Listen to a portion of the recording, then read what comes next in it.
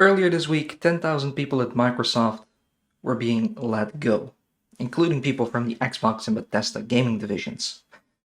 Now, of course, the gaming community being the gaming community, there was a lot of speculation and opinions on why this has happened, ranging from Microsoft failing as a company all the way to people being flat out bad at their jobs.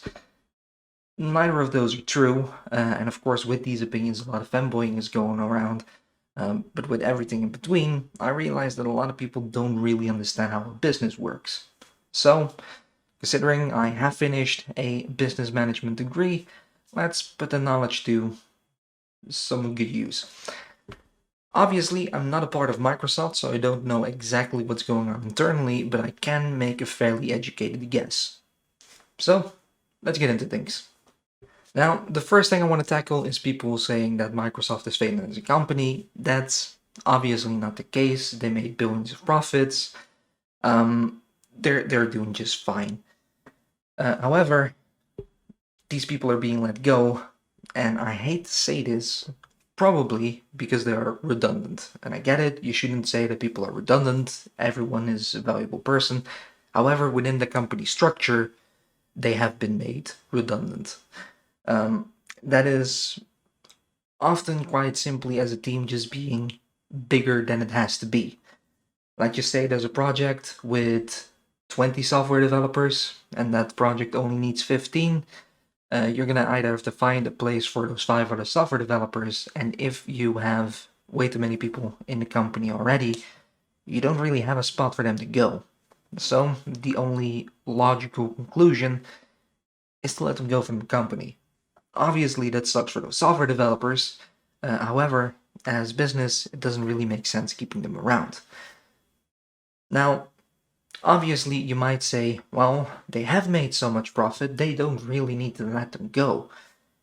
And you're absolutely right. They don't have to let these people go. But it's not a matter of if they could keep those people around, but rather if they should keep those people around. And to just make a more relatable comparison, let's talk about subscription services. Obviously, most of us will have multiple subscriptions such as Netflix, HBO, Peacock if you're in the US, Disney Plus, Sky Showtime, so on and so forth. There are plenty of things to choose from. And you might be subscribed to multiple of them, and at some point you might think, well, I have 5 subscription services. I really don't need 5 subscription services. I'm just gonna cancel 2 of them. So you're gonna cancel, I don't know, Sky and HBO, or whichever ones you use less than the others. And you're just not gonna pay for them anymore because you don't get the use out of it as you should. And obviously, it's less of a nice thing when actual people are involved, but that is exactly what a company is doing as well. If you do have so many engineers and you have way more than you need, why would you keep them around? It just doesn't really make sense. Doesn't mean you can't pay them, it just why should you pay them if you're not getting full use out of them? Um, Obviously, again, that's absolutely no consolation to the people who lost their jobs. It sucks for them. They now have to find a different working place and different ways to make ends meet. But just from the company's perspective, it doesn't make sense keeping them around. It's something a lot of people often struggle to find a place in, and quite honestly, you don't have to because you're not a company, so you don't have to understand why they think that. However, they do. Now, a lot of people have been saying that either this means that all the games are gonna fill, or that nothing should go wrong with the games at all, as they shouldn't have let people go if, there were still issues to be resolved. And it's not that black and white. Now, obviously, in a perfect world, if HR and management did their jobs right, the right people were being let go, as in the people who would not have major impacts on development right now. And that can mean, again, just throwing out an example, you would have a team that is working on character animations, so, they can walk around. Let's just say we're going to talk about Starfield. You have the people that are going to walk into the worlds, and they have to reload weapons, and you have people making all those animations for all of that. And maybe that part of development has finished 2-3 months ago. That team is done working on their animations. And the part that is still developing might be the people that are crafting the worlds. They're crafting the planets, making sure all the buildings are in the right place, a bit of level design here and there, and they might not be finished at all. That is why the game hasn't released yet. Obviously, just examples. Logically, if you would have to let people go, you would say, well, the team working on the animations, obviously we don't need that many of them because they finished their work months ago. They can easily do with 2 or 3 or 5 people less in that team.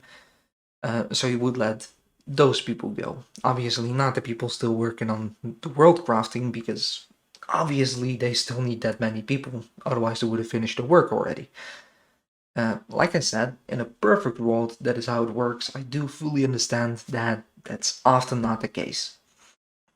However, if management and the HR departments did their jobs right, we shouldn't get more delays.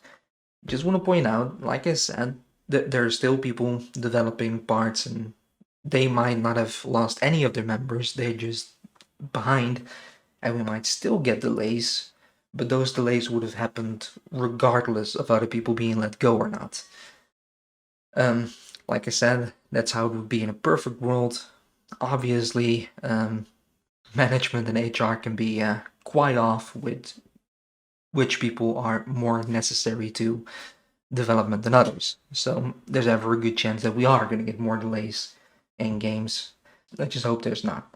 In the end, the most important thing is that we should hope that everyone who has lost their job is going to find the way back on their feet, are going to find a new job so they can provide for their families, because that's obviously way more important than any of this console warring BS that you see online on Twitter. However, I do hope you kind of understand why companies are working the way they work. Again, it's no consolation to anyone who's lost their job. It's no consolation to anyone who's now trying to find a way to make ends meet. And it's by no stretch of the imagination a nice thing. I just hope it's somewhat understandable, even behind all the ugliness of people potentially struggling to make ends meet right now. That is quite of a sour note. It is, however, how business works. It's a harsh world, and I can't help change it. I only hope that I can help you understand it. If you have learned anything, I would really appreciate it if you could press the like button, and if you do have any questions in relations to business or games or whatever, by all means drop them down in the comments. I'm very happy to answer them. And of course, hopefully the next video will have a much more joyful topic. Until next time.